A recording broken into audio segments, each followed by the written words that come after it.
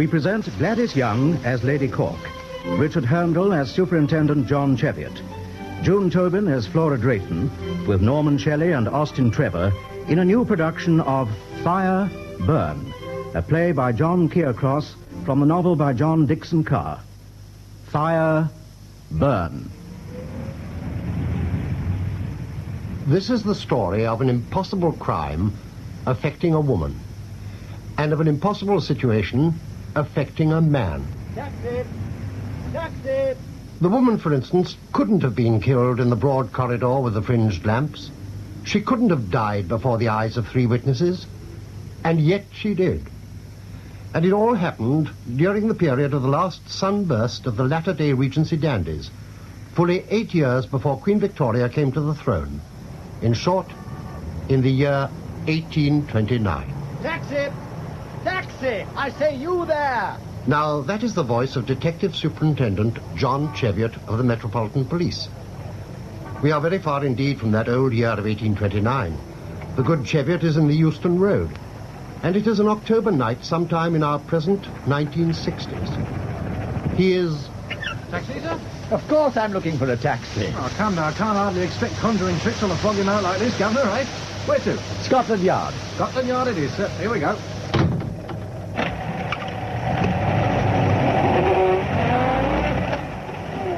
As I was about to say, this Detective Inspector John Cheviot is a man not yet in his middle age, most pleasant-looking and athletic.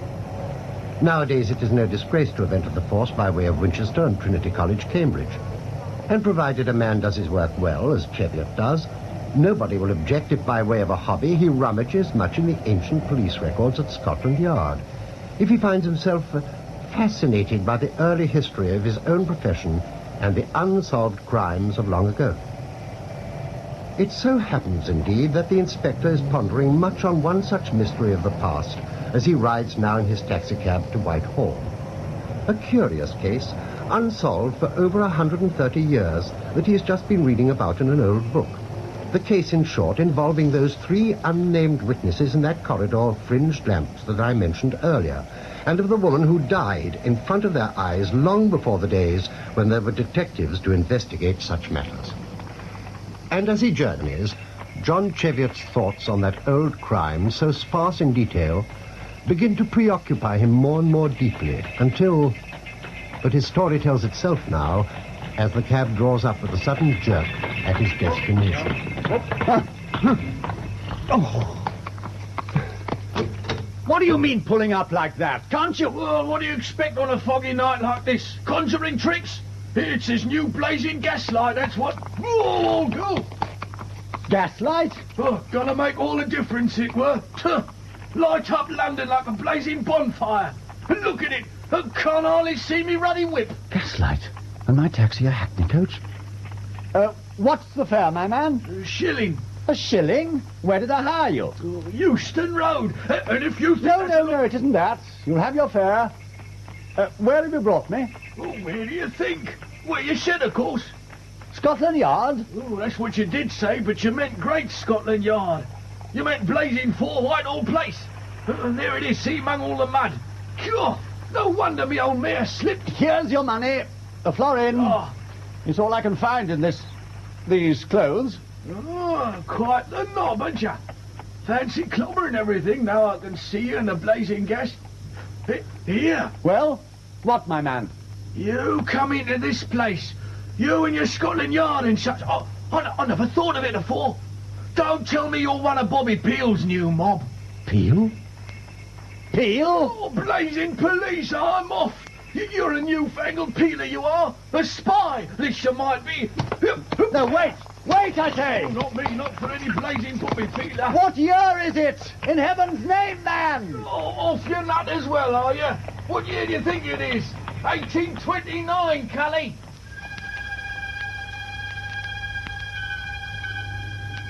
It isn't possible. It can't be. And yet that door there, in the gaslight, number 4 Whitehall Place. I recognize it from the old prints, from the days before there was a Scotland Yard, or when it was first beginning, when Peel appointed Mayne and Rowan as its first commissioners. And if I'm honest, I'm compelled towards it as if on some mission. Past that carriage there with a woman in it, as if she were waiting for someone. Blue eyes, clear golden hair, in a gown of white brocade, and a face almost familiar. Almost... Mr. Cheviot!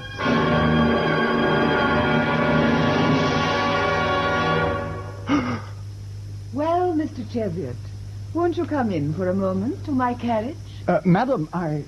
John, my dearest. You must come in, only for a moment, John. And if you won't kiss me, then I must kiss you, my love. Madam, I'm...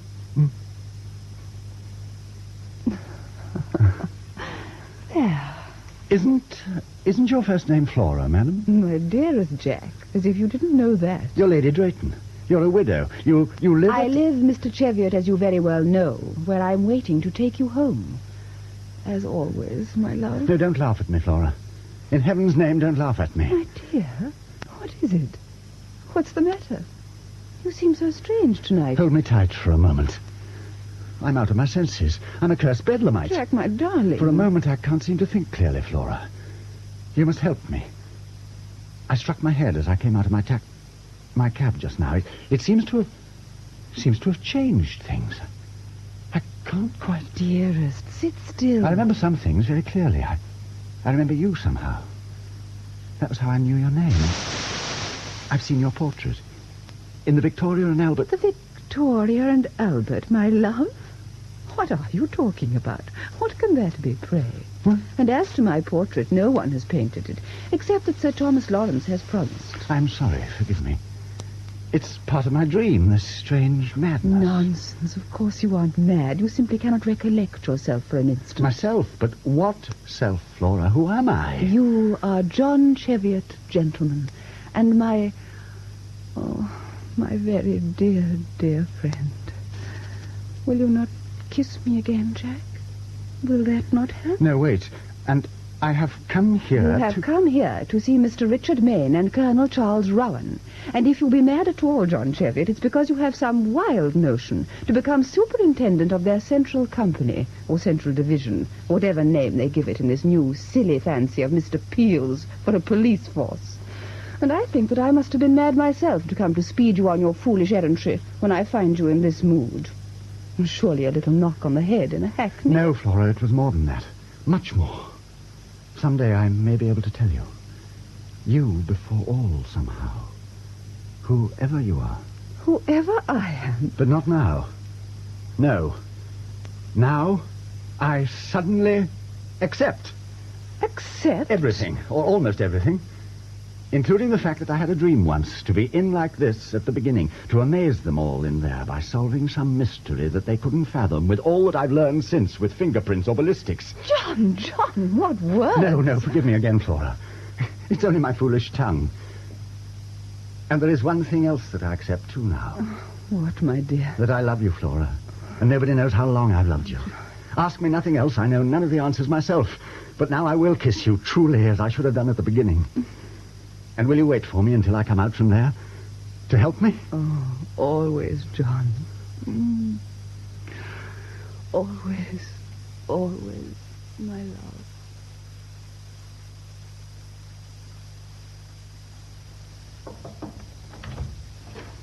Mr. Cheviot to see Mr. Mayne and Colonel Rowan. Good evening, gentlemen. I have read a good deal about you both. How do you do, Mr. Cheviot? This is Mr. Mayne, do you see, my fellow commissioner. I'm Charles Rowan. Honoured, Mr. Mayne. The pleasure is mine, sir. Will you be seated? Oh, this other gentleman is Mr. Henley. Mr. Alan Henley, our chief clerk and secretary. Your servant, Mr. Cheviot. How do you do? You must forgive Henley for not rising, sir. An old leg wound from Waterloo. Now then, speaking for myself, do you see, I'm sort of gratified by this application of yours. This your first visit to Scotland Yard, I take it? I think I could say so, Colonel. Quite. So we'll consider your qualifications, eh? Wait a bit, Rowan.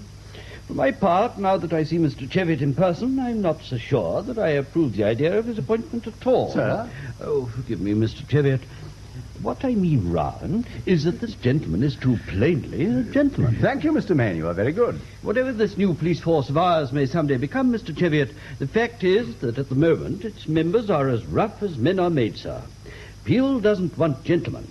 Not for our work. And is there no other work, Mr. Mayne? Such as? The solving of crimes. Crimes committed by a person or persons unknown. Thievery, housebreaking, even murder. Oh, come, sir.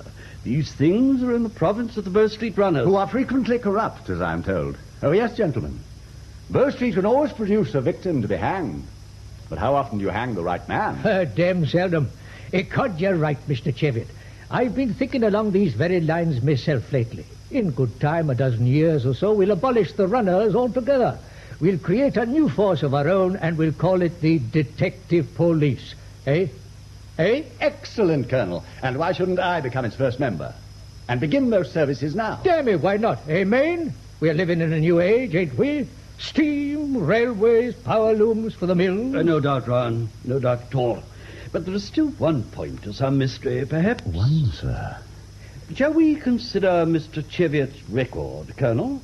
Henley, Mr. Cheviot's portfolio, if you will. I have it ready, sir. Thank you. Will you read them? Cheviot John, a gentleman of independent means, lives in chambers at Albany, moves in the Beaumont.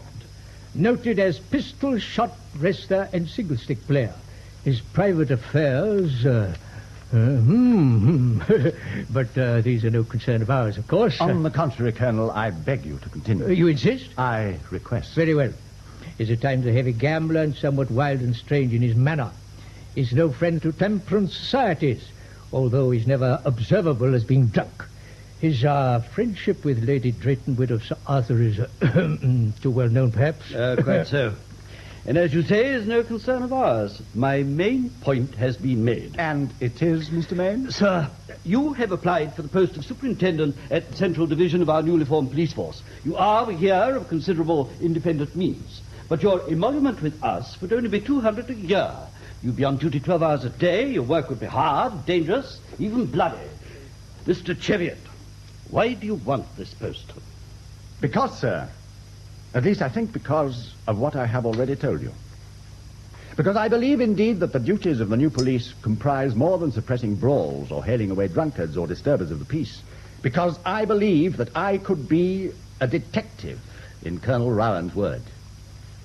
I believe that by certain methods of my own that are as yet unknown, if you are to confront me with a crime which you believe to be impossible of solution... I beg pardon, Colonel Rowan. A letter for you, sir, personal and by hand. Eh? Oh, yes, Billings. Excuse me, gentlemen. A pinch of snuff, Mr. Cheviot? No, thank you, Mr. Mayne. You were saying? I was only trying to assure you that... Damnation. I beg your pardon, Rowan. Read that, Mayne. Damn it, we'll have to postpone our meeting with you till later, Cheviot. Somebody's been stealing bird seed from Lady Cork again. Bird seed? Oh, sir, bird seed. Well, bird seed. So they have. An interesting letter, Rowan. The old lady seems quite angry. But you know, it gives me an idea. How the deuce do you mean, Mayne? Well, simply that since our good friend Cheviot fancies his abilities as a detective policeman, here surely is his opportunity. By Jove! My dear Mr. Mayne, do you wish me to investigate this abominable crime, bird seed? Do you find the matter so very amusing, sir? God, you've got the very notion, Mayne. And if it strikes you as funny, Mr. Cheviot, you don't know Lady Cork, do you? No, sir. If she's a day, she's 80 and more, and she has crotchets, sir, and she's got the ear of the Prime Minister himself, the Duke, sir. Wellington? Who else, Stabby? The old lady could stir a blue murder for us over this.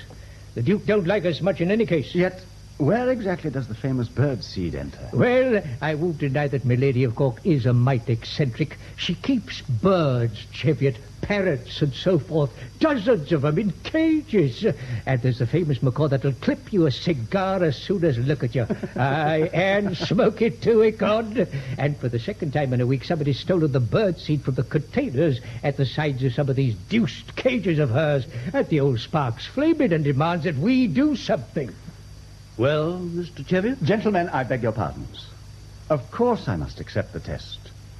If I'm honest, I've been given far more nonsensical assignments even than this in my time. And some of them have led to... well, to other things. Good, Cheviot. And you'd best write a note of authority for Mr. Mayne and me to sign. Very good, sir. In fact, when you've done it, you'd best go to Lady Cork's yourself as well. Take shorthand notes and such when you interview the old bird, Cheviot. I mean the Countess, not the macaw, eh? Yes, quite. Damn it. We've got to act at once on this, or I smell trouble. And if I remember rightly, my lady's giving a ball tonight for some of the beau monde. You'd best attend it, Cheviot. Can I? Without invitation? The Countess's house in New Burlington Street is sometimes known as Liberty Hall, Mr. Cheviot. And besides... Well, sir? I rather fancy that I glimpsed my Lady Flora Drayton's carriage at the door outside just before your slightly late arrival this evening, and it's there still, I perceive. She almost certainly will be welcome at Lady Cork's, their devoted friends. And you could accompany her? It would be no unusual spectacle, perhaps. Indeed, it seems that it would not, Mr. Mayne. The letter of authority, Colonel. Will you and Mr. Mayne sign it? Yes. The very thing, Henley. And do you ride on in front, do you see? Prepare the way for Mr. Cheviot at the house. Can you manage to hobble out to that old nag of yours in the yard? Thank you, sir, admirably. Shall we go then, Mr. Cheviot? This moment. Gentlemen, I am your humble servant. You may call me if you will, and though it can mean nothing to you, Sherlock Holmes. For I shall do all within my mortal power to solve the mystery of the missing bird seed.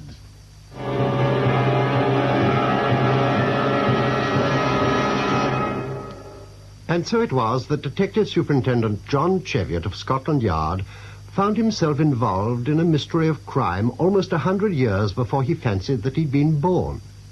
Yet, which was the real John Cheviot? This one garbed in strange clothes and remembering the early 1960s as he rode to Lady Cork's with Flora Drayton in the 1820s? I must be careful. I must show no surprise. I nearly gave myself away more than once with Mayne and Rowan. No Nelson Monument out there in the square yet. No National Gallery. I must accept such things without comment. And Flora, whom I plainly love and who plainly loves me, in some way she holds the key to this shutting in to another century. Somehow I know her. She seems so right for me. And yet... Or is it this other John Cheviot, the sporting blade of the 1820s, in the carriage with Flora, but in the flesh, as the story tells itself again? Well, Mr. Cheviot, and did you obtain this odious and inferior position for which you so horribly longed? Inferior? Well, is it not If so? I obtained the position at all, my dear... Then you didn't. Oh, Jack, I'm so glad. No gentleman should ever work, you know. And yet how could they dare to turn you down? But they haven't, my love. Not yet, at least. I'm being given a test, and that is why you and I are going to Lady Cork's ball. I might have known that it wasn't only for pleasure. I guessed it the moment I saw that man coming out of Scotland Yard with you, with a dispatch box and the big black stick. That, my dear Flora, was Mr. Alan Henley, Chief Clerk and Secretary of Commissioners for Police. Handsome, didn't you think, for his age? A lingering trace of the ladies' man? No clerk is ever handsome. Well, at any rate, I have a feeling he might be useful to me. I like the fellow, though he hardly spoke back there. There's a kind of gruff charm in him. A good companion for an investigation, I'd say. And what investigation, pray? Tell me first about Lady Cork. The Countess of Cork and Orrery in the full title, if I remember. I read about her in my Boswell. Oh, they never dare to mention it, or she'll tell you 100 times a day what dull old Dr. Johnson said to her when she was a girl. As far as Maria Cork is concerned, we're still in the 18th century. La, you should hear her speak. And Miss Margaret Renfrew? Miss Renfrew? Don't you know her either, Jack? Should I? Are you sure you don't? My dear girl, why should I ask otherwise? All I know is that as we parted at Scotland Yard back there, the good Alan Henley whispered to me, "Look very sharp when you talk to Lady Cork, Mr. Cheviot." Aye, and to Miss Margaret Renfrew, too. That is, if you do talk to her, said he. Margaret Renfrew is Maria Cork's companion. She...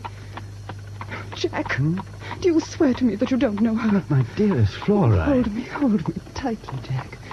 You must bear with me if I grow frightened sometimes. Frightened? I know. I'm almost certain that you've been faithful to me. I am certain. But sometimes, when I look at the glass... Flora. No, please, my dear. I'm not so young. I'm 31, Jack. And am I not, 38? It's different for a man. And you did have such a reputation, sweetheart. And what has this to do with Miss Margaret Renfrew? They say... I've heard it whispered that you might have met her, Jack, and that being what she is... Give me your hand, Flora. I vow to you that, to my knowledge, I have never met this woman in my life. Not in either life. Either life? Hmm? Oh, nothing. What do you mean when you say being what she is? Oh, I don't know.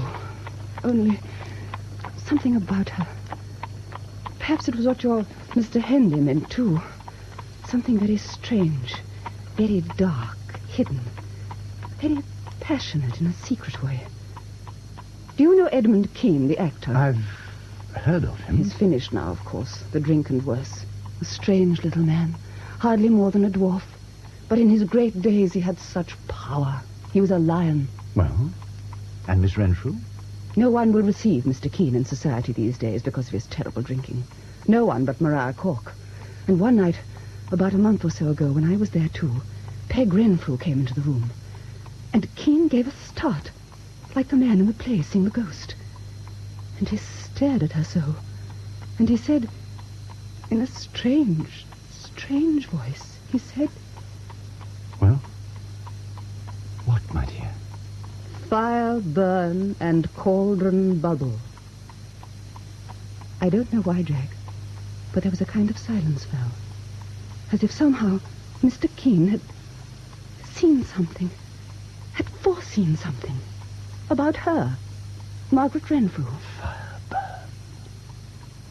All this and birdseed. Birdseed? It's why we're going to Lady Cork's at all, Flora. Come, I'll tell you all about it. We must be almost there. And perhaps you can help me. I've even half a theory already. I expect you know about Milady's famous parrots. Well, it seems that...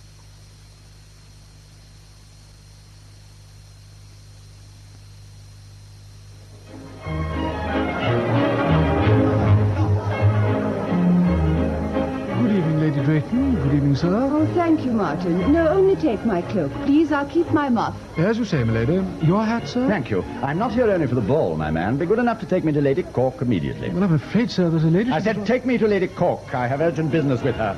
At her own request. Very good, sir. I will inquire. Wait, Jack. There's your precious Miss Renfrew now, coming down the stairs with that odious man of yours with a knobbed stick. Good evening, Mr. Cheviot. It's all right, Martin. Her ladyship expects this gentleman. I shall attend him. Miss Renfrew? That is my name, sir. Greetings, Lady Drayton. I know you well by reputation, Mr. Cheviot, and your friend here has already told us to expect you as Colonel Round's representative. We have his note of authority. Excellent, Henley. You managed it then. I'm faster than you may think, Mr. Cheviot.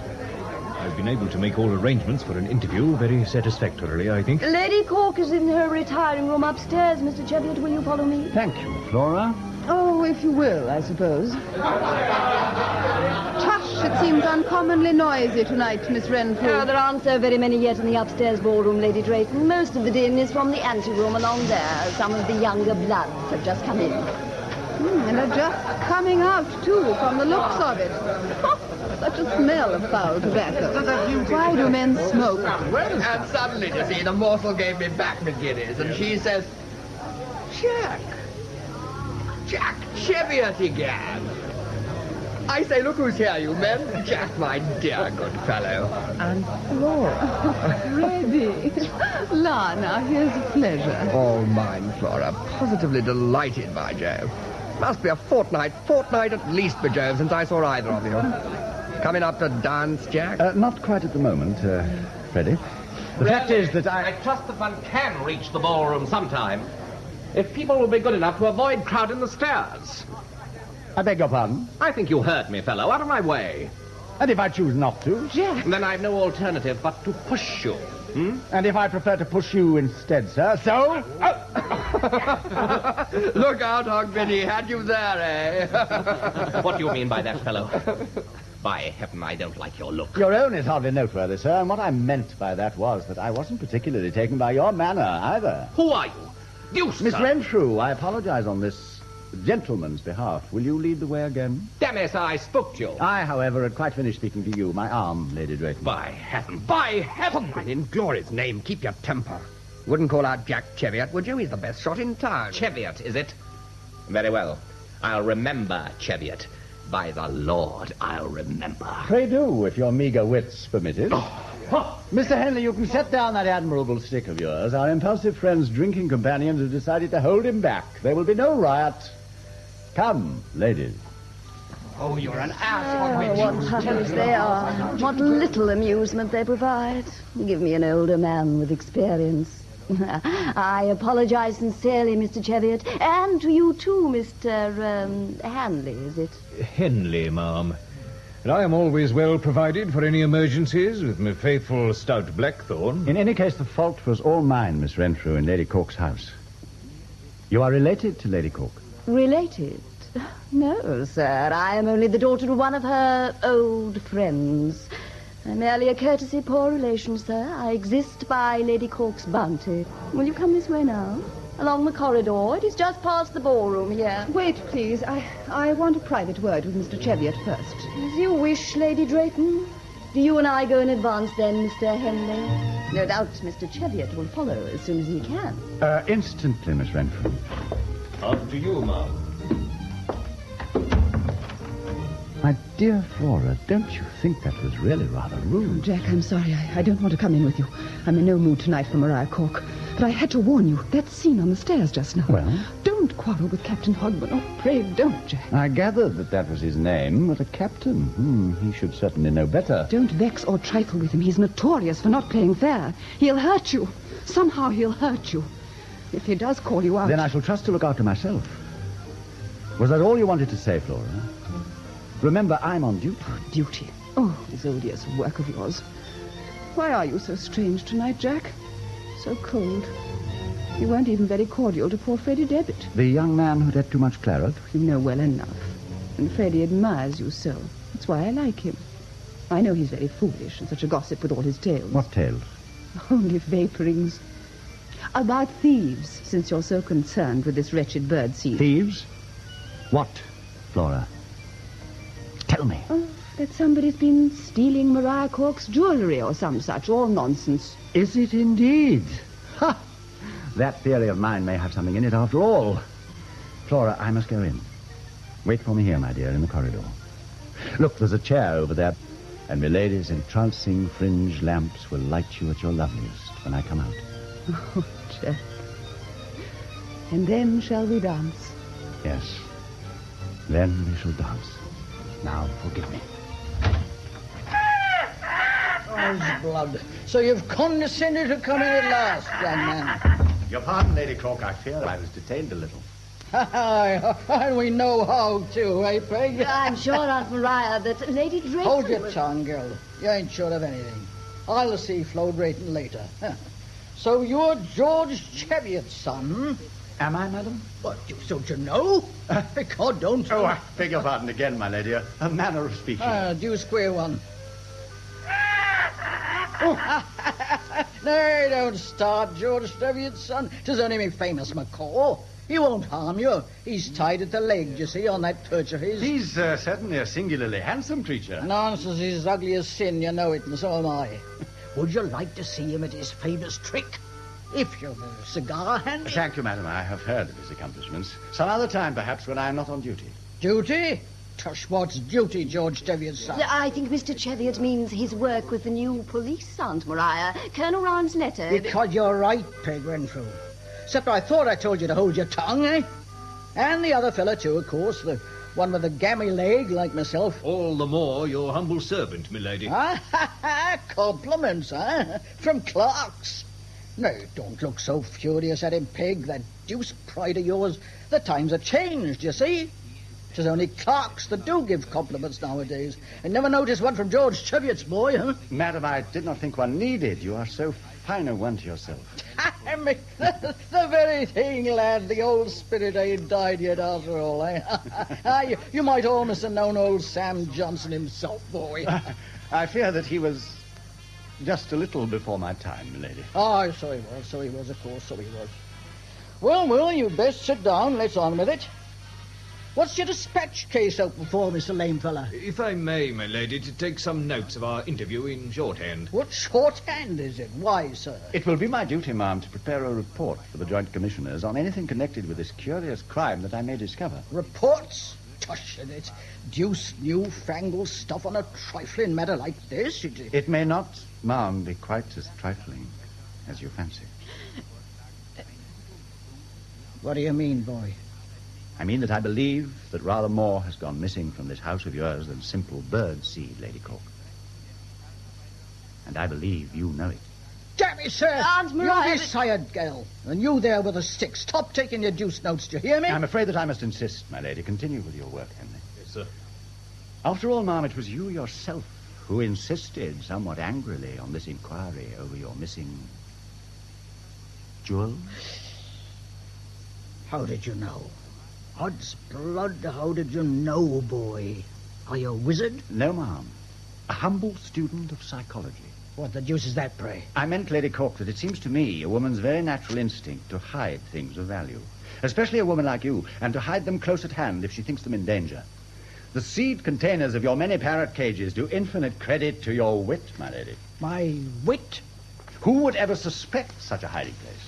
Or if they did suspect, wouldn't the detaching of the containers at night set up a flurry of alarm?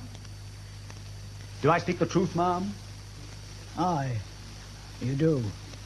You are a wizard. Damn me, I could maybe have stood it when they rifled my strong box of the gewgaws I never cared for, but when it came to the other things... The other things? There was a trinket of my husband's that they took. It was the first gift I ever had from him, a diamond and ruby brooch, you see, in the shape of a ship. I and a little ring from another man. And him dead these 60 years. I'm deeply sorry, my lady. Henley, you may omit these more personal details. I've done that already, Mr. Cheviot. And so you hid your more important trinkets in the seed containers, ma'am? Aye, and they still went. Even in my very bedroom with the cages there. I tell you, it's near broke my heart, boy. Aunt Maria, they'll be found. I know they will. Well, they go. I'm certain of it now that Mr. Cheviot and Mr. Henley are both here. But it is nearly midnight, Aunt. Your guests will be ready for supper. Have I your leave to go to prepare? Aye, you'd better, Peg. And you'd best go through by my bedroom and see all's tidy. Then you can slip through the other door to the corridor and down that way. I don't want that damn double door open yet. I ain't in any mood for the deuce music. I understand, Aunt Maria. Will you forgive me, gentlemen? Your servant, ma'am. Lady Cork, I can't and won't distress you any more than I can help. But why didn't you say the jewels had been stolen? Why conceal it? And have them all laugh at me again the way they always do, because I'm old and strange in my ways. Do you think that Charlie Rowan would have understood about me hiding places the way you do, boy? If I may presume, Mr. Cheviot, I think that Lady Cork is right. I reckon that if you found the knave that took the seed, the rest would follow. Will you answer me one more question, and then we shall leave you? Well, if I can. At one further guess, I would suppose that the thief is someone close at hand, my lady. In this very house with you. Have you any notion whom? No, sir. Are you certain, ma'am? On your honor? Damn me, I said no, sir. I won't swear on any honor. How much do you think I've left at my age to a life like mine? But I'll tell you one thing, and it galls me more than any.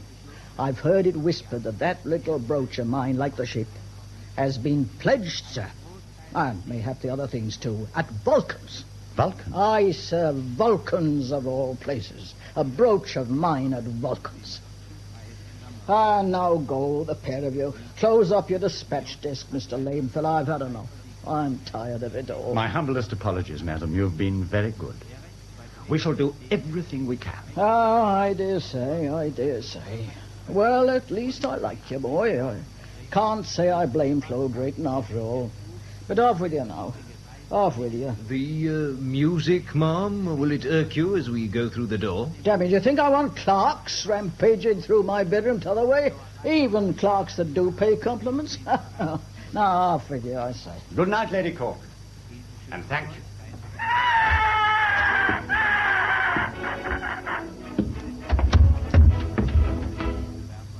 Well, well, Henley. Well, well, indeed, Mr. Cheviot.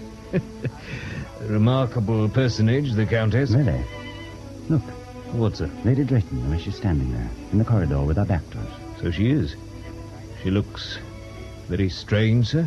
So stiff, somehow. Oh, I dare say. Because I was so long. I'll set it right. You know, Henley, I think I want another word with Miss Margaret Renfrew. Do you, sir? I mean that I wouldn't be surprised if she knows something.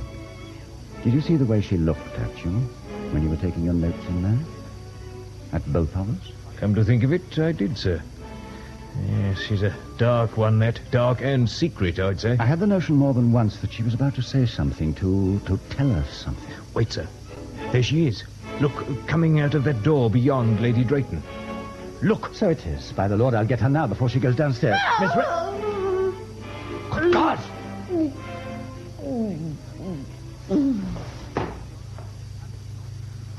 Jack. Stand back, Flora. Jack. Back!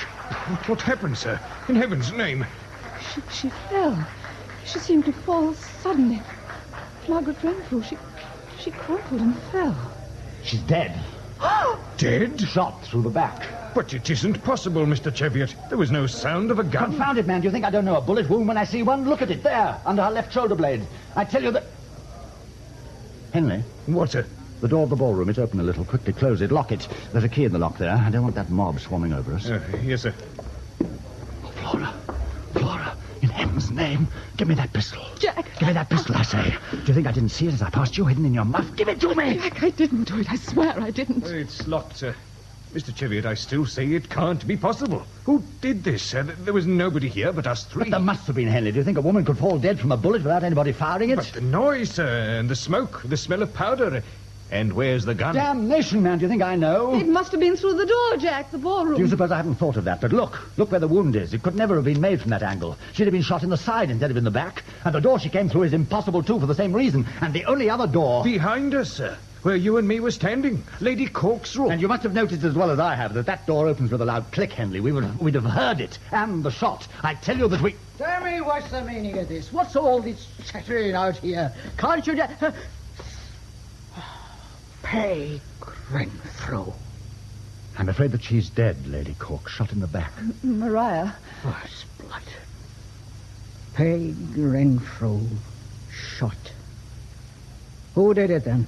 A lover? Her lover, Ma'am? She had a lover? Ah, don't tell me, to be sure she had. And his name? How should I know? The jade was too close-mouthed.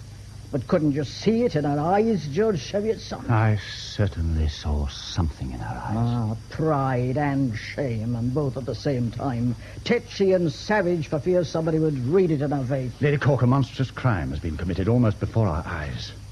As an officer of the police, I must take charge. Will you assist me? Well, boy... I took the liberty of locking the ballroom door there, but at any moment your guests will be clamoring for supper. Will you go in and restrain them somehow? Make some excuse. I must have them held there until I can remove the body. And where will you take her, pray? Through there. The door she came out of. My poor bedroom. With your permission, I'll get Mr. Henley to send up one of your footmen to help me as he goes for the surgeon. The surgeon, sir? Well, of course, Henley, at once. But the lady's dead, Mr. Cheviot. What use is a surgeon? Confound it! We must get out the bullet, man. We must find what direction it was fired from. It's vital. Tell the footman to give me 3 minutes and then come up. And let no one up the staircase in the interval. Hurry, man. Yes, sir. At once. Will you do what I asked, Lady Cork? Tell me, I said I liked you, George Cheviot's son, or the deuce knows why. I suppose I must, eh? I would be obliged, ma'am. And will you tell me something before you go? Well? Am I correct in assuming that it was Margaret Renfrew who stole your jewelry, Lady Cork? Mr. Cheviot, I told you already that I don't know anything at all. And if you want me to hold back that mob of ruffians in there, I'd best go in this minute. Damn witchcraft, all of it.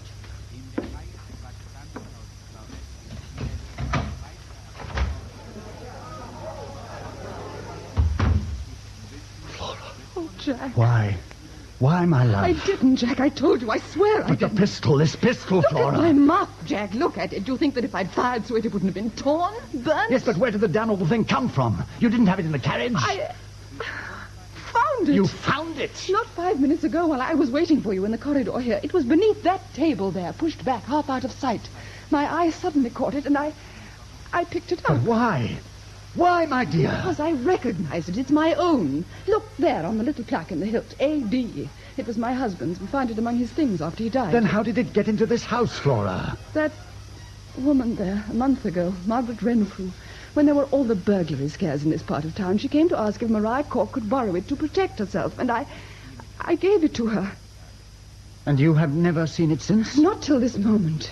It was just lying there. I was going to pick it up, but just then Freddie, Debbitt, and those others came up the stairs, that terrible Captain Hogben. Did they see you? No, I don't think so. They'd had more to drink. They went straight on into the ballroom. So they're in there. Yes, and then, Flora? And then I did pick it up. And I was standing looking at it in the lamplight, not understanding, Jack. And then I heard the door of Maria's room, and you and that lame man came out. I heard you muttering together, and you said, I wouldn't be surprised if she knows something, and I thought you meant me. Oh, Flora. I was going to turn round to look at you, and just then she came out of the bedroom, Margaret Renfrew. And I felt a wind past my arms, somehow a sharp breath almost. And she fell. And I hid the pistol in my muff. And made me commit the gravest sin I could. At the beginning of my whole career. Because I saw you, and I suppressed the evidence, and I must go on suppressing it. Why did you hide it like that, Flora? Why, if you had nothing to fear? Because it was still bound to be all my fault. When my husband was alive, everything was my fault, everything. And since he's dead, it's been worse. I can't do anything, not in this whole world, without people thinking ill of me. Well, look how they talk about us. And now even you have turned against me. No, Flora, that isn't true. It is true. That pistol had been fired already when I picked it up. I could tell that by the broken cartridge. And yet you still believe that it was me, or you would never question me like Flora, this. I had to question you. I have my duty to do. I hate your duty. I hate everything that has to do with this damnable work of yours. You've changed, Jack, terribly. You've frightened me all night. And Maria Cork spoke the truth. There is witchcraft in it somewhere. I'm going home. I never want to see you again. Never. Fire burn. And cauldron bubble.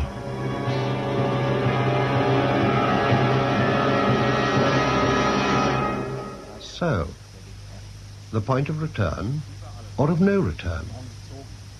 It's at least certain that from this time forward, John Cheviot of the Metropolitan Police found the images from both his lives overlapping less and less frequently. Truly, he still remembered much from his old days, the 1960s, but he remembered with an increasing vagueness. I had a flat, I remember. Somewhere in Baker Street. Or near Baker Street. I had a car. But what make? And what almost is a car? Could I describe it? To Lady Cork or to Flora? This bullet that I hold. This clear, round, leaden ball from Margaret Renfrew's heart. What did I read and study once in those other times of firearms and ballistics? What help is it all now? And as I do think of Flora, as I can never help but think of her, was I married in those other times? And if I was, and I'd go back someday. Thus he pondered as he sat to breakfast in a Bond Street coffee room on the morning of October the 30th, 1829, with the long night of mystery over at last. His report had been written and sent to the Joint Commissioners. And again, for his sins, he had suppressed the evidence of Flora Drayton's hidden pistol because, he told himself, he believed in her innocence and that her story was true. And yet, for a man of his past or future record to have suppressed evidence at all... Yes, there you are, Jack. I guess I'd find you in the old morning haunt. Oh, Debbitt. What's wrong with the usual Freddie, eh? The way you always call a fellow. I'm sorry, Freddie. I was thinking. Trouble is, you're taking this confounded investigation of yours too serious. You knocked me all of a heap the way you questioned it all last night at Lady C's. Can a fellow sit down with a new peeler? Of course. The difficulty was that Only some of you let yourselves be questioned. The rest just walked out, like that friend of yours, Hogben. No, Hogben ain't no friend of mine, Jack. No. He's too deuced insolent for my liking. Breakfast, sir? Oh, no, thanks, no. Pint of claret and a biscuit. Very good, sir. Deuced if I could face a dish of eggs like you, Jack. Not after a night like last. Freddie, will you tell me something? Even if you think I ought to know the answer already. Of course. Getting used to your new rum ways these times. What is Vulcans? Vulcans? Vulcans? Oh, gad, Jack, you must know that. You, above all people. No, remember the way I asked you, Freddie. I have a reason. Come on now. Vulcans. Well, the famous gaming house, don't you know, round in St. James's. Oh, I see. Gaming house. Really paleo, such. Eh? And roulette, you know. And may one pledge things there? Gad, where do you think my best gold watch is, eh? Oh, no, old Vulcan's got a full pawnbroker's license, of course. What else do you expect a fellow to do when he runs out of cash at the table? And Vulcan himself, if there is such a one. Oh, juice, Jack, this is going too far. I've seen you talking to him yourself a dozen times. Big fellow, tries to dress like a gentleman. Mistresses all over the place. In spite of his ugliness and that glass eye of his. Thank you, Freddie. Your claret, sir? Oh, thank you. Damn me, I need it. Now, one thing else, Freddie. I understand that you've been spreading gossip about someone stealing Lady Cork's jewels. Confound it, Jack. Well, haven't you? Well, no more than anyone else had. Gad, you talk as if I invented the rumour. All the fellas have been talking about it, Hogben and such. I see. And have Hogben and such any views, I wonder, on another rumour that I've heard? What? That Miss Margaret Renfrew, the late Miss Margaret Renfrew, had a secret lover. Now, look here, Jack. Had she, Freddie? Well, all the fellows said so, certainly. Who is he? Danny, it's just awkward, Jack. Why? Well, nobody rightly knows at all, you see, but some of them used to say that it was, well, you see. And that's a third rumour that I've heard before, only this one can be scotched. I can tell you now, I can almost swear to you, that until last night, and to the best of my knowledge, I had never set eyes on Margaret Renfrew in my life. Well, that's exactly what I've always said myself. Confounded she was never your sort. Not after Flo Drayton. No, you were always too discriminating, Jack. There was something damnable about Peg Renfrew. Something repulsive. For all those looks of hers. Did you ever hear what Ned Keane said when he looked at her? The actor fella? Fire burn. Yeah, the very thing. And he was right, you know. She was a kind of witch. I wouldn't have touched her myself with a barge pole. No. It needed somebody pretty dark himself. Whoever he was. Somebody like... Your pardon, gentlemen. Your name, sir, I believe, is Cheviot. Who the devil are you? You may not be surprised when I tell you that I am here on behalf of my friend, Captain Hogben of the 1st Foot Guards. I myself am Lieutenant Wentworth of the 2nd Foot. There is my card. And can Captain Hogben not speak for himself instead of standing there beside you like a ramrod? Damn you, Cheviot. You must be aware, sir, that it is not the custom. There is a certain code in these matters. Captain Hogben begs me to express his opinion that your behavior last night was of such an insulting kind as no gentleman can endure from another gentleman. What other gentleman? Damn it, the fellow's no more than a peeler. He's lucky I consent to call him out at all. In heaven's name, Hogben. I told you last night Jack Cheviot's the best shot in London. I take leave to doubt that, Mr. Debbitt. You may not have seen myself shoot of late. I wonder if perhaps I have, Captain Hogben. What do you mean, sir? Gentlemen, the code. Well, Mr. Cheviot? I take the utmost pleasure in accepting, Lieutenant Wentworth, on one condition. Condition? You must know Manton's famous shooting gallery in Davies Street. I've certainly heard of it myself. Very well. Before our formal meeting in the field, Captain Hogben and I shall try our hands against each other there. 6 shots each at the bullseyes for any wager that he cares to name. What? 2 principals to practice together before a meeting? But the code, To the deuce with the code, Wentworth. Did you say any wager, Cheviot? I did, Hogben. 1,000 guineas? Done. And what odds do you give? All odds. If you outshoot me at Manton's gallery, say at 9 o'clock tomorrow morning, I pay you 1,000 guineas on the spot. And we meet later in the field of death. If I outshoot you... Well then? On your word as a British officer, Captain Hogben, you shall tell me all you know about the late Margaret Renfrew and how she may have met her death. And now, pray excuse me, gentlemen, if I rise and leave you. I have breakfasted most excellently and must set about my vulgar duties with my inferior superiors at Scotland Yard. I also have a cold, Lieutenant Wentworth. Good day.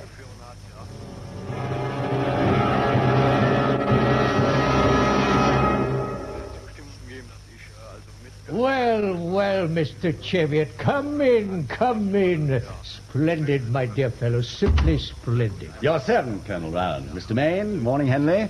Oh, and this other gentleman? Oh, Mr. Cheviot, may I have the honour of making you known to Mr. Robert Peel, the Home Secretary? Sir Robert? Come, Mr. Cheviot, I've hardly succeeded to the baronetcy quite yet. Oh, I'm sorry, sir. I'm very pleased to make your acquaintance. And I to make yours, Mr. Cheviot. You won me over, sir. You got it. Got it, Mr. Peel? The position man, superintendent of the Home Division. Mr. Peel has been much impressed by your report, Cheviot. Best report I ever read. They sent you out on water, a theft of birdseed, and you proved like that it was a jewel robbery. There's only one thing missing in this report of yours. Now, we were talking about it before you came in. Amen? Indeed, sir. And it seemed to us quite paramount, Mr. Cheviot. Well, Mr. Peel? Who killed this woman, Margaret Renfrew? Eh? And how the devil was it done? Eh? I'm sorry, sir. I'm afraid I can't yet tell you. Tush, Mr. Cheviot, when you know all else. I must beg you to believe, Mr. Peel, that if I had known the answer to that problem, it would have appeared on my report. Have you seen my sketch plan of the upstairs passage where the crime was committed? Of course I have. I even know the place myself from my visits to the old lady. Very well, then, sir. And you must know from my transcription of what the surgeon told me that the bullet which killed Miss Margaret Renfrew was fired in a dead straight line. This very bullet here, Colonel Rowan, which I now hand to you as evidence. Deuce. Well, sir, you mean, I suppose, that the pistol couldn't have been fired from either the ballroom or the bedroom that the woman came out of? Precisely. Leaving surely only one alternative. Oh, what's this? Don't tell me that you've solved it yourself, Mayne. Perhaps I would hardly go so far as to claim that, sir. But at least it's plain that the bullet was fired in that dead straight line that Mr. Cheviot mentioned. In other words, from somewhere very near the place where you and Henley were standing, Cheviot. You allow it? Apparently, yes. We must grant that neither you nor Henley is guilty. You'd have seen each other. And we'd have heard the shot if it was so close to us, Mr. Mayne, if you'll forgive me. But surely the music, eh? I beg your pardon, Colonel. There was also the question of no smoke, nor any smell of powder. And in any case, no possible weapon of this century could have exploded at such close quarters without our hearing it against a small string orchestra. Silencers have hardly yet been invented. Confound it, sir. What other century are we talking about with this one? And what in glory is a silencer? I'm sorry, Sir Robert. And don't call me Sir Robert, confound you. Have you second sight or some such? I wish to heaven I had, sir. I even ought to have. There is only one thing that I can presume to tell you. Well? Who the murderer is. Mr. Cheviot. Be silent, Henley. What do you mean, Cheviot? Who, then? As I have suggested in my report, sir, Margaret Renfrew's secret lover. Tush, of course you've said it in the report, but what's his name, man? I can only give you a description, Mr. Peel, from the evidence assembled. He is a man of good presence and physically attractive to women, possibly rather older than she was, although it may only have been a blind when she told me that she preferred such men. Like herself, for instance, Cheviot? I beg your pardon, Mr. Mayne. Pray let me continue. Margaret Renfrew was a woman of some passion, Mr. Peel. Although outwardly cold and imperious, she was proud. She raged constantly against her position as a poor relation, although she attempted not to show it. So then? When a woman like that falls in love, she is apt to explode like a cannon. According to Lady Cork, she does fall in love, although she tries to hide it. She is so passionately in love, or in lust, if you prefer the term, that she lies for this unknown man she has met. She steals jewels for him so that he can pledge them to gamble at Vulcan's. And so that is one more thing we know about him, sir, that he is a heavy gambler. Well, at least you reason well again, Cheviot.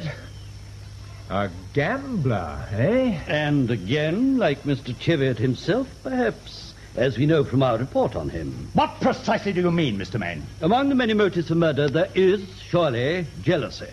And if we return to the crime itself, gentlemen, we find that there was someone else in the fatal corridor besides Henley and Mr. Cheviot, and standing directly behind Miss Renfrew. Lady Drayton. Precisely.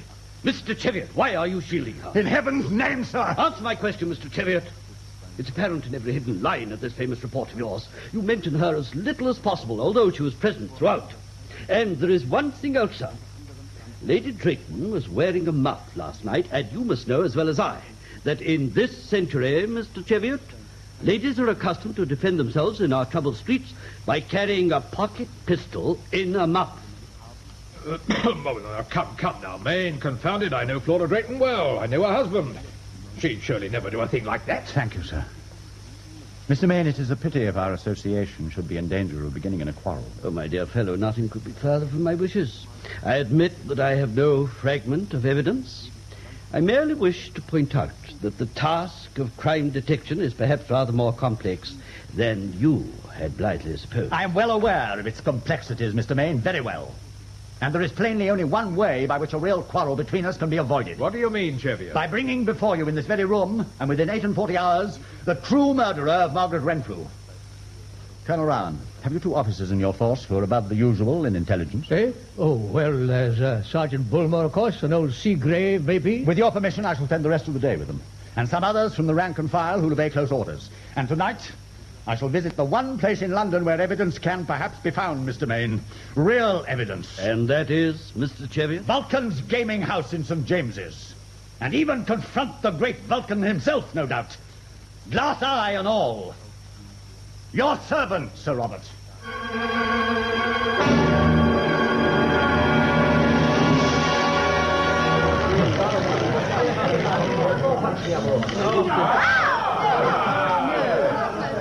Mr. Cheviot, my dear Mr. Cheviot, your eternal servant, sir. Mr. Vulcan? But of course you will have your jest, Mr. Cheviot. You speak as though we never met. Perhaps we haven't, my friend. On the present footing, at least. To tell the truth, I've been rather hoping that you might encounter tonight, Vulcan. And why not, pray, when it is my devoted custom to perambulate my humble rooms and welcome my more distinguished guests in person. When I saw you among them, Mr. Cheviot, what else should I do but rush to greet you? Oh, it was hardly a rush. Surely I've been here for some time. Ah, then you must blame this unfortunate eye of mine, my good Mr. Cheviot. I have this moment spotted you, as the vulgar would say. As the vulgar has just said, my good Mr. Vulcan.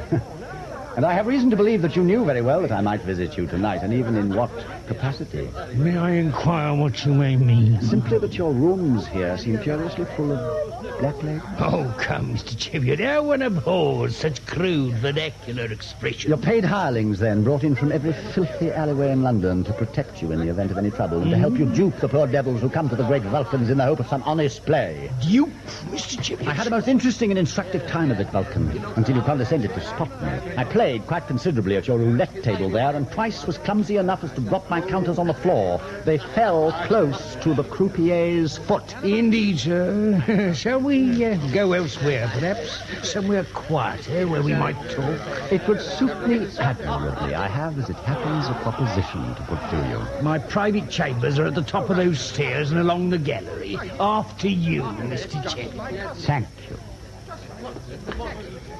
Incidentally, Vulcan, as a matter of curiosity, how did you get your name? It isn't your own, I take it. Oh, shall we say it has become so through usage, Mr. Cheviot?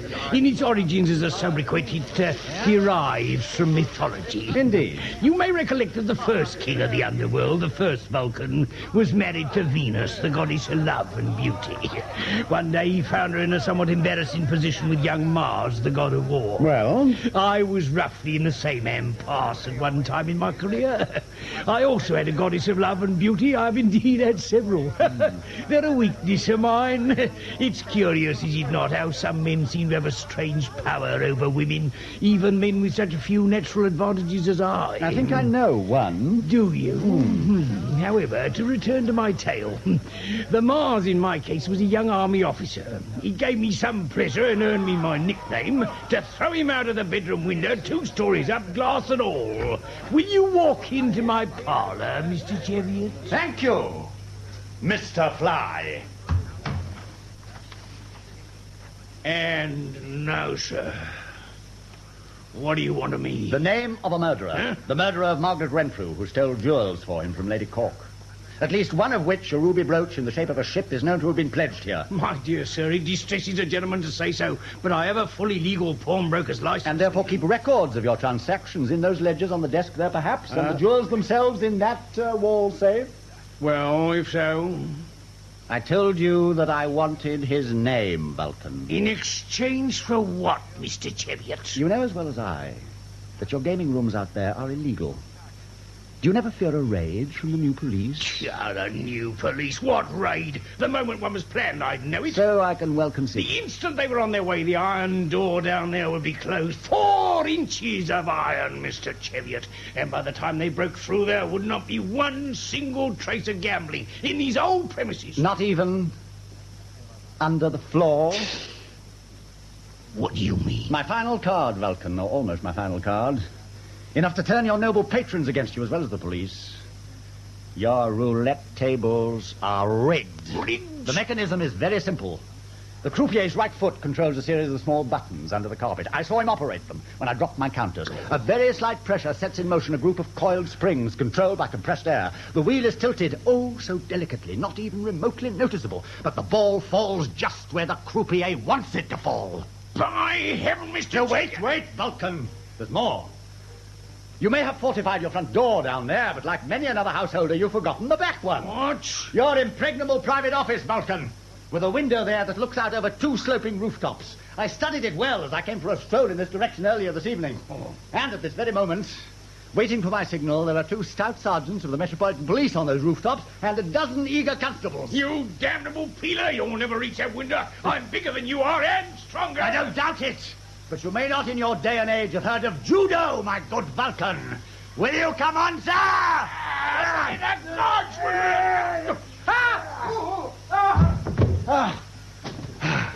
Bulmer! Seagrave! Already in, Wadrin. Glory be. What in the name of the great Harry have you done to old Vulcan there? With any luck, I've only knocked him unconscious. I don't want to have broken his neck entirely. One of you fellows had better look to him. Oh, you're a man and a half, you are, Mr. Cheviot. It is a pleasure to have you on the force. What's the plan, sir? I want those ledgers and the jewels in that wall safe. Give me your Jenny, Seagrave. Right here, sir. And then we're outside there, men. And we smash Vulcan's gaming house to atoms! That's no more than a handful. And all the blazing blacklegs he'll have waiting for us. The minute we're out, I'm going to tear up the roulette table and show those Piccadilly yokels how they've been tricked for years. They'll be with us to a man against all the blacklegs in the world. Come on, men. Let's get it over with quickly. I've an appointment with a lady. Come on! Oh, follow me, right.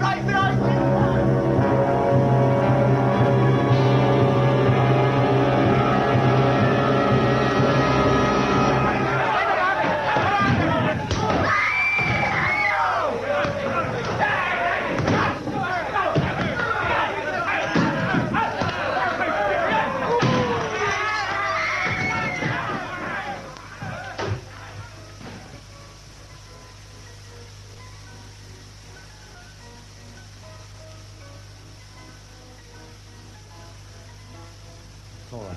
Oh, Jack. Will you forgive me, Flora? No, my love. It's I to be forgiven. I didn't mean a word of it. I've been so miserable waiting for you all day and all night. Why didn't you come?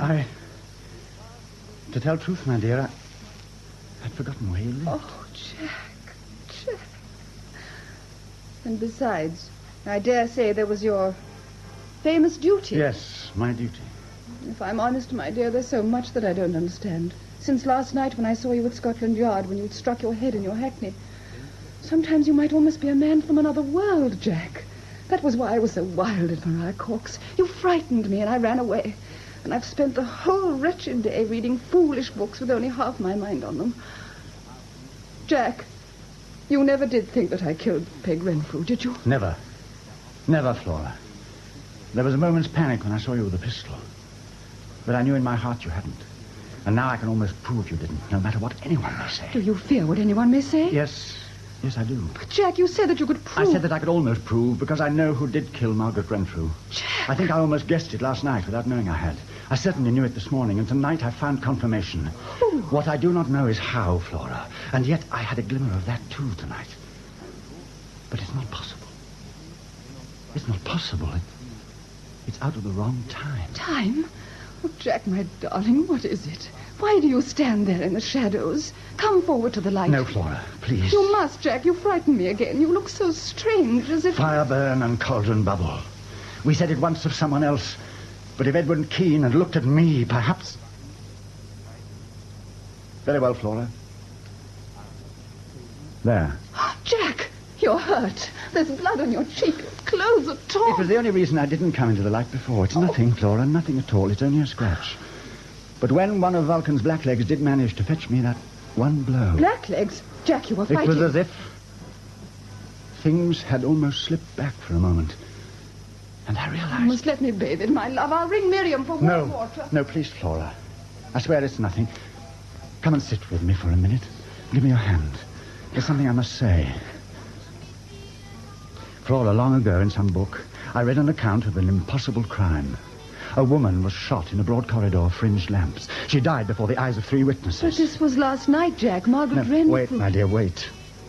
In the account I read, no names were given, and there was no mention of any solution, but it seems that, for a time at least, and in official quarters, there was grave suspicion of one of those witnesses, the woman. Jack. And yet, the more I read, the more I felt somehow that I knew that corridor, and that in some way I could solve that mystery and save the woman from her danger if I could somehow bridge the time. Why do you talk of time? You've said it twice. Listen, my love. It's long past midnight, October the 31st, 1829. All Hallows Eve. And there is witchcraft in it somewhere. Real witchcraft. You said a moment ago that I seemed like a man out of another world. And perhaps that was truer than you knew. Perhaps at some hour soon, and even in some hour of victory... Jack! Someone at this time. Are you expecting anyone? Oh, nobody. I'll have them sent away. There must be nothing to take you from it tonight, Jack. No, not tonight, my dear. Not yet. It was why I came. Whoever it is... Beg pardon, ma'am. My lady Cork... Out of my way, Gil. To the deuce of the formalities this time of the morning. Maria! Aye, so it is, Flo Drayton. Out of my bed at this hour, huh? But I've been a-dining with me old acquaintance John Wilson Crocker and a parcel of other red-behind-it Tories, and I heard some gossip there. How do you do, George Cheviot's son? Your servant, Lady Cork. Oh, as but I hope you are. I guess I'd find you here. 'Twas why I came, to lick your wounds, eh? I beg your pardon, ma'am. Nonsense, of course you don't. Stop standing fiddling at the table with that deuced book, whatever it is, and tell me the truth. Did you get them, boy? Maria, I don't understand. No more do I yet, but the gossip I did hear was Superintendent George Cheviot's son with a pack of peelers bobbed up like a flash of magic at Vulcan's tonight. Well, my lad. Madam, I confess. You're well informed, and rapidly for this day and age. Jack, the fight. Never mind the fight, Gil. Though I'm told 'twas a fine one enough, with every gambler in the place joining in with the peelers against Vulcan's mob. The point is, did you get it, George Cheviot's son? Yes, ma'am. Oh, my brooch, eh? Like the ship. The others too, my lady. In my kerchief here. Do you recognize them? Heaven bless you, boy. It was a gift, you see. First I had. Can I take it? Will you tell me something? If I was right about Miss Renfrew stealing them. Aye, you were. I never wanted to say it, but it can do no harm now. I saw her. I even saw her at those poor cages of mine in the middle of the night once. And yet you wouldn't accuse her. Damn me, it wasn't for herself, boy. The girl was bewitched by that man of hers, whoever he is. That's why she did it. I reckon that if I wrote to Charlie Rowan about the bird seed, it'd frighten her, bring her back to her senses. Never counted on you coming in and stop fiddling with that book, I say. Madam, I will require you to make an official statement of what you have just told me. If you... Flora! This book! The book? What is it? What in heaven's name is it doing here? It's only something I was reading, some horrid account of some crime. I laid it open at that place when you came in. I should have known. Oh, I should have known. The murder of William Weir, London, 1824. The final link. What the devil are you talking about? I told them 8 and 40 hours. I told Peel himself, and I'll do it in almost half. One more task, Flora. Only one. Jack. No, never fear, my love. Not tonight. Not till 9 o'clock tomorrow morning in Manton's Gallery in Davis Street. And after that, the truth. But till then, I'm yours. And I call on Lady Cork to witness it. Oh, blood. Oh, what next? At my age. Oh.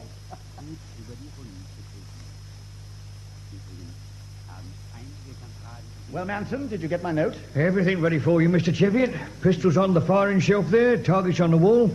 6 pistols each, 6 targets each. Bullseyes on wafers at 36 pace. Excellent. It was good fortune that I'd read about this famous shooting gallery and gun shop of your father's, Manson. I only read about it, Mr. Cheviot. You're one of our best regulars. Of course. No sign of my opponent and the others, Wentworth and Debbitt? No, not yet, sir, but it's barely quite 9. Would you care for some refreshment while you wait? Thank you, no. Manson, look here. This book. The Murder of William Weir. This passage in it. Yes, sir. Read that. Those few lines there. Well?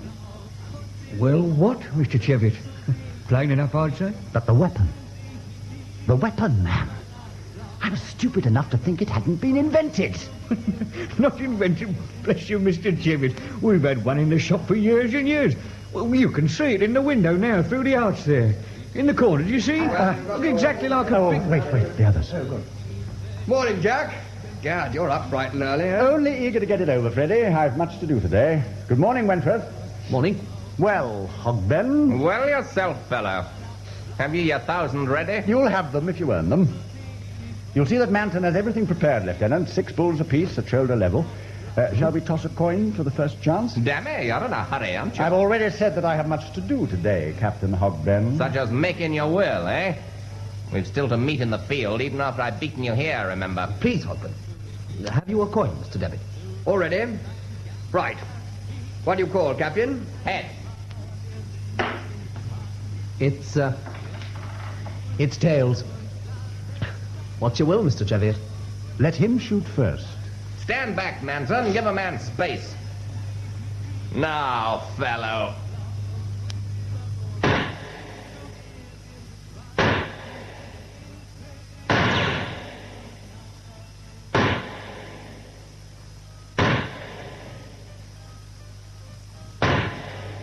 Phew. 2 bulls, 3 near misses, 3rd shot a complete miss. First-class shooting, Hogben. Beat that fellow, if you can. Your servant, Captain Hogben.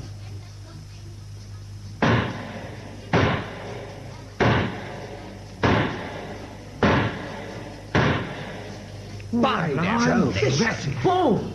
By gad, sir. Manton, I'd be obliged if you'd let me have one of those flattened balls from the floor there as a souvenir. Mr. Cheviot, I've never seen such shooting in my life, sir. Captain Hogben has asked me to state that as the original challenger, he has chosen the time of your meeting for 5 o'clock this afternoon by the imitation Greek temple near Vauxhall Gardens. Mr. Debbitt knows the place. But in the meantime, under the terms of your wager, Captain Hogben has to give you certain information about Miss Margaret Renfrew. I'm damned if I will. What?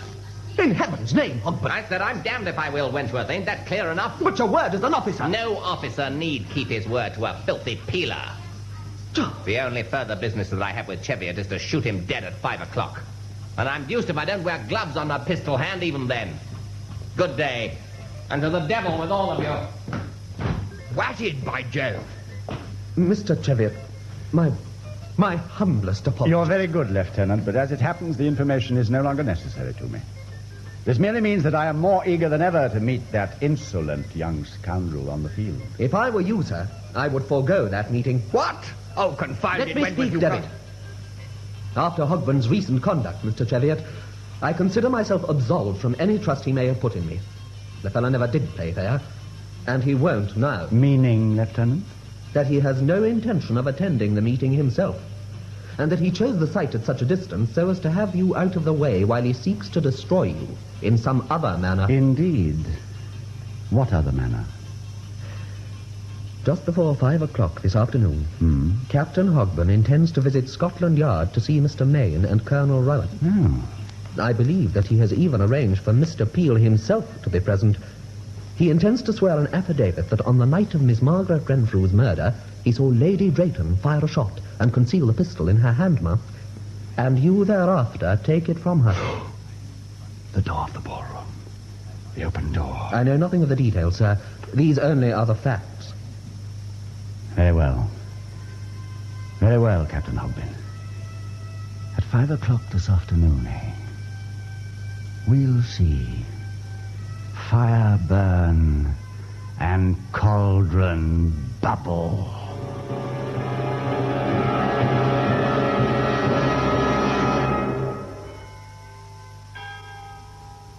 So, then, Captain Hogben, you are fully prepared to sign this statement that you have made, and of which 2 fair copies are now prepared by our clerk? I am. You must be very sure, Captain. Both Colonel Rowan and I are magistrates, and this is a deposition under oath. Confound it, Mayne, I said so, didn't I? I tell you, I saw her shoot. I don't like it. I don't like it at all, Mayne. Not Flora Drayton. We none of us like it, Mr. Peel. Least of all, Mr. Cheviot's suppression of vital evidence. But I did hint yesterday... Excuse me, Mr. Mayne, but this passage here about Mr. Cheviot taking the pistol, sir... Well, Henley? After all, I was there myself, sir. Surely I'd have seen it. When your back was turned, fellow. Why do you think Cheviot sent you to shut the ballroom door? Damn it, I'd barely time to get away from the crack before you did shut it. But all the same, I saw it all, I tell you. That woman killed Peg Renfrew. Go on with your writing, Henley. Yes, sir. Yesterday, Mr. Peel, I may only have been making the wildest of guesses, but today, with this new evidence, every one has been confirmed. And today you are still wrong, Mr. Mayne. Dead, Cheviot. As always at your service, gentlemen, and accompanied, you perceive, by the innocent cause of this distinguished gathering. Lady Drayton. Mr. Peel. No, pray be seated, gentlemen. Confound you, Cheviot, I thought... You thought you had me safely disposed of. While you made your damnable accusations, while you tried to hurt me in the one way you knew would most affect me. Have you made them? Very well. I have, damn you. And I'll repeat them now that you're here. That woman is the murderess. Mr. Cheviot... Wait, Henley, your turn to speak will come. Sergeant Bulmer, Seagrave. Present, sir. You can come in and close the door, Sergeant. Are you armed? Yes, sir. Hold your pistol in readiness. You too, Seagrave. Yes, It may sir. be required. Mr. Cheviot, I hardly know the meaning of these high-minded action of yours in my office, but a serious accusation has been Which made... I repeat is false. Captain Hogben is perjured. By the law! Be silent, Hogben! You have just accused Lady Drayton and Mr. Cheviot of a conspiracy to do murder. Pending further notice, Mr. Cheviot is still the superintendent of this division of my police force. He is entitled to be heard. Thank you, Mr. Peel. Do you seriously deny, Cheviot, that Lady Drayton had a pistol in her muff that night? No, sir. Only that she fired it. And as to the pistol itself, here it is, exactly as it was fired. The deuce. Colonel Rowan, you already have the bullet which was taken from Margaret Renfrew's heart. Will you pass it to Mr. Mayne, so that he may try to fit it into the muzzle of that pistol, as I have tried myself a dozen times? Jack. Shh, quiet. Quiet, my love. Well, Mr. Mayne. This won't do. The bullet's much too large. Thank you. Confound it, let me see. Push him over, Henley. Yes, sir. Once again, I appear to be rather hasty, Mr. Cheviot. Mark you, this doesn't in any way lessen the charge against you of suppressing evidence. The evidence was temporarily withheld, only because it would have obscured the truth, sir. As it has now. Well, Colonel Rowan? The thing's impossible. Not only was this bullet never fired from Lady Drayton's pistol, it was never fired from any weapon at all. Oh, yes, it was. Mr. Cheviot, I think I know something of firearms. This bullet is clear and smooth, unblackened by powder burns. Any bullet fired from any pistol is crusted black with powder grains in the soft lead before it leaves the muzzle. I have one here in my hand as proof of that, Colonel. Fired in Manton's gallery this very morning. Burnt black, do you see, on the unflattened side? But it is not so with every weapon. You mean? Permit me, gentlemen, to draw your attention to some passages in this book which confirm certain ideas I'd formed after seeing the pneumatic cylinders concealed in Vulcan's roulette tables. It is called, you perceive, The Murder of William Weir, published here in London in 1824. 5 years ago, or just over 130, a rogue called Thurtle, after killing this man, William Weir, had to kill another man named Wood by shooting him through the heart. And I quote, gentlemen, by shooting him through the heart with an air gun. An air gun? Oh, I was the one who thought they hadn't been invented, Mr. Peel. But listen again. This is what an air gun of your period looked like, and I still quote, listen. The air gun resembled a knotted walking stick. What? A knotted walking stick. It was let off by merely pressing one of the knots with a finger, and the only noise was a slight whiz, scarcely perceptible to anyone who might be on the spot. There was no smoke, no smell of powder, gentlemen, and that slight whiz was drowned by the dance music. The shot was fired in a direct line. With my own eyes, I saw the murderer lift the weapon to destroy his mistress when I thought he meant only to point at her. And Lady Drayton heard the whistle of the bullet past her arm. The murderer, gentlemen, is your own chief clerk, Mr. Alan Henley. Boy, Hold him! Oh, yes, gentlemen. And you've seen that black stick of his 1,000 times. You must have noticed that I did the first time I met him that Mr. Henley has much virile charm for all his lack of natural advantages. Like Vulcan, whom as a type he closely resembles, and who even boasted of his conquests. But good Lord, Cheviot, do you mean that this Renfrew woman would pick up with a fellow like that? A clerk? Maria Cork's companion? She was a woman of passion, sir. We all know that. And yet there was a curious repulsiveness in her. Everyone who met her noticed it. Where else would she find gratification but in such an older man with experience? As she once even said herself. Damn you, Mr. Cheviot! Damn you, Henley! As you will be damned. Very well, he shot her. Because she still had her pride. In her heart, when the lust died, she despised herself for this relationship with a man so far beneath her. She'd stolen for him. Lady Cork is willing to testify that she actually saw her do it. The jewels went to his friend Vulcan. And if you need proof of that, you'll find his name against every article in question in Vulcan's ledgers. And she stole something else for him, too. Heaven forgive him. What? That pistol of Lady Drayton's. He knew he had to kill his mistress someday. He was afraid that her pride would make her confess everything. Even if he did it with an air gun, he would need a dummy weapon and a suspect. It was Margaret Renfrew who borrowed that pistol, ostensibly for Lady Cork, but in reality for Henley. On the night of the ball, he knew that discovery might be near. Recollect that he reached the house before I did. He had a chance of a word with Margaret Renfrew. Perhaps she told him she could bear it no longer, and that she was going to confess. He had time to discharge that pistol in secret somewhere, perhaps in the garden, and then hide it in the corridor, where Lady Drayton later found it and picked it up. And then he came down, all smiles, to greet us both. And would Renfrew have confessed? I'm certain of it. I saw it in her face that night. If you had seen the way she looked at him, as he took the notes in shorthand, the man she had loved once and whom she now despised. She was on the very point. And he knew it. He heard me say that I wanted another word with her, and he killed her in the nick of time before my very eyes. It's damnable. The whole thing's damnable. The man you trusted, gentlemen, and look at him there, with not a word of denial. The man who gave all your secrets to his friend Vulcan, apart from all else. To such an extent that Vulcan never feared a raid and even knew of my visit last night and was prepared with his blacklegs because Henley had warned him. Very well, gentlemen, I've cleared Lady Drayton's name, and I found you your murderer within my 48 hours. But there is still one further account to be settled, not with Henley this time. He'll suffer enough. I mean with that man there, Captain Hogben.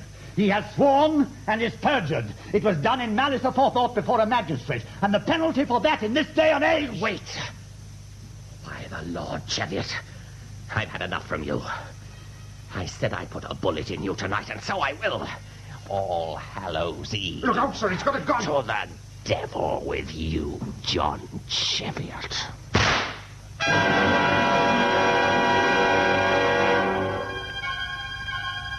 Jack! Jack! Oh, my darling! Jack! Jack! Jack!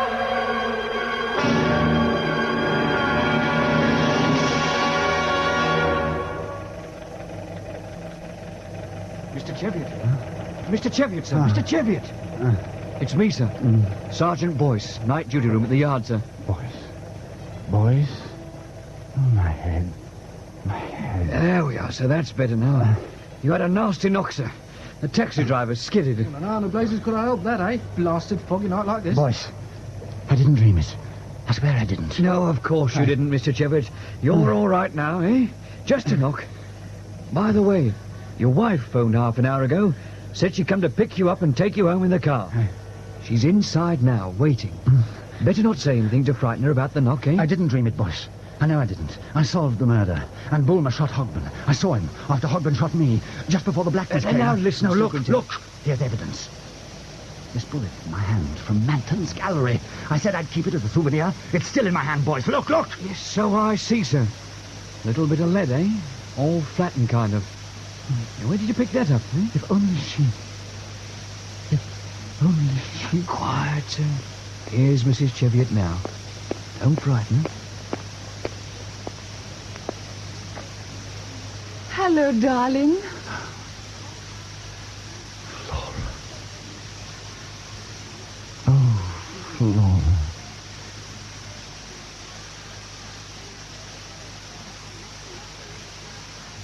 word to the curious.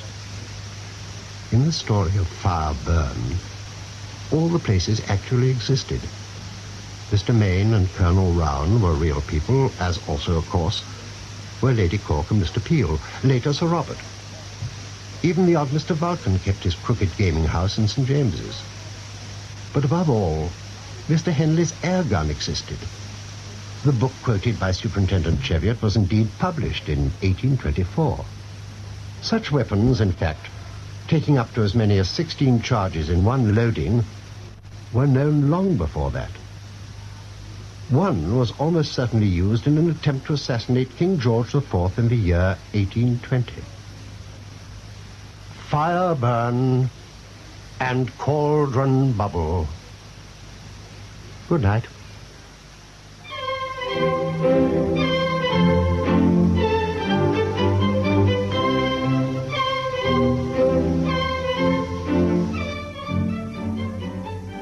That was Gladys Young as Lady Cork, Richard Hurndall as Superintendent John Cheviot, and June Tobin as Flora Drayton, in a new production of Fire Burn, a play by John Keir Cross from the novel by John Dickson Carr, with Norman Shelley as Vulcan and Austin Trevor as the presenter, David March as Captain Hogben, John Ruddock as Colonel Rowan, James Thomason as Mr. Richard Mayne, John Graham as Mr. Alan Henley, Gudrun Ure as Margaret Renfrew, Norman Claridge as Mr. Robert Peel, Charles Hodgson as Freddie Debbitt, Michael Deacon as Lieutenant Wentworth, John Baddeley as Manton and Sergeant Boyce, Timothy West as Sergeant Bulmer. Other parts played by Joe Manning Wilson and Andrew Sachs. The play, which was recorded, was produced by Audrey Cameron.